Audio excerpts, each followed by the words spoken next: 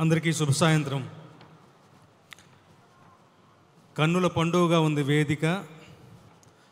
రేపు 27వ తారీఖు సినిమా యొక్క విజయం ఎలా ఉండబోతుందో సూచనాప్రాయంగా ఇవాళ తెలిసిపోతుంది. అతిశయోక్తి కాదు. ఇప్పుడు మనం చూసిన ఆ విజువల్స్ అయితేనేమి, తర్వాత మాట్లాడినటువంటి సినిమాకు పనిచేసిన టెక్నీషియన్స్, వాళ్ళ యొక్క అనుభవాలు, వాళ్ళ యొక్క సంతృప్తి, వాళ్ళ యొక్క ఏమంటాం కించిత్ ఒక మంచి ప్రాజెక్ట్ పనిచేసేటువంటి ఒక ఏమంటాం వాళ్ళ యొక్క ఆనందం వాళ్ళ మాటలో వ్యక్తం అవుతుంది.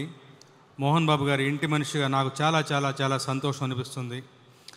మోహన్ బాబు గారి మనసు చాలా గొప్పది. ఎక్కడ ఉన్నా కానీ పేరు పెట్టి పిలిచి పలకరిస్తారు. సినిమా అంటూ మొదలు పెడితే పిలిచి పాటనిస్తారు.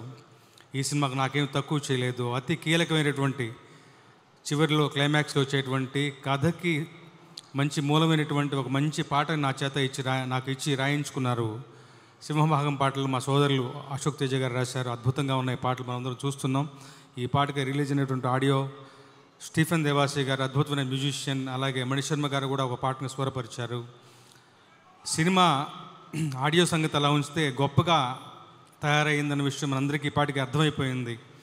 ఇవాళ రోజునటువంటి గ్రాఫిక్స్ టెక్నాలజీని వాడుకొని రకరకాల కథలు చెప్పొచ్చు, గొప్ప గొప్ప సినిమాలు ఏమంటాం విజువల్ వండర్స్ తీయచ్చు.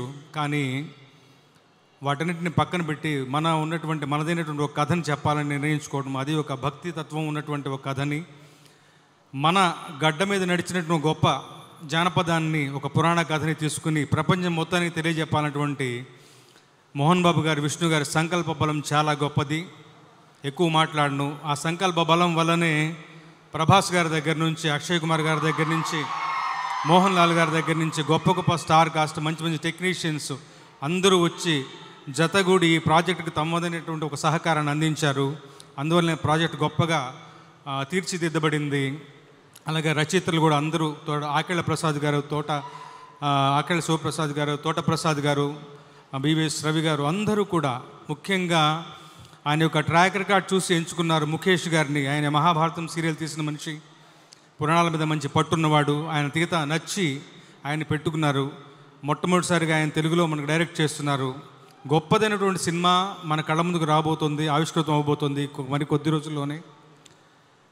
ఈ ప్రాజెక్ట్ ద్వారా అద్భుతమైనటువంటి ఒక విజయం, గొప్పదైనటువంటి ఏమంటాం రాబడి, మరిన్ని మంచి సినిమాలు తీయడానికి మా మోహన్ బాబు గారికి, విష్ణు గారికి శక్తియుక్తులు సమకూరాలి. అత్యున్నతమైన పురస్కారాలను ఈ సినిమా ఒడిలో వచ్చి చేరాలని చెప్పి భగవంతుణ్ణి, ఆ శివుణ్ణి, కాళహస్తీశ్వరుణ్ణి మనస్ఫూర్తిగా వేడుకుంటూ 2 లైన్లు నాకు బాగా ఇష్టమైనటువంటి పాట. చాలా కొద్ది పాటలకే అరుదైనటువంటి గౌరవం లభిస్తుంది. అలాంటి రివ్యూలు దొరుకుతాయి. అలాంటి ఒక మంచి పాటను రాసుకోగలిగే అవకాశం దొరికింది.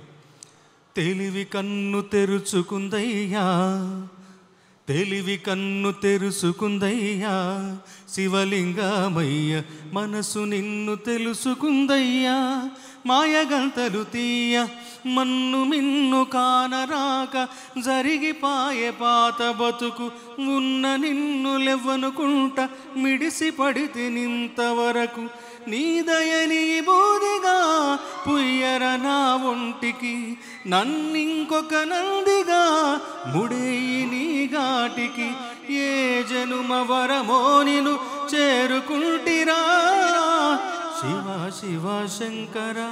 Thank you very much. Thank you so much Ramoji Shastri garu. మీరు కేవలం లిరిక్ రైటర్ మాత్రమే కాదు, ఒక అద్భుతమైనటువంటి సింగర్ కూడా. Thank you so much sir. Thank you.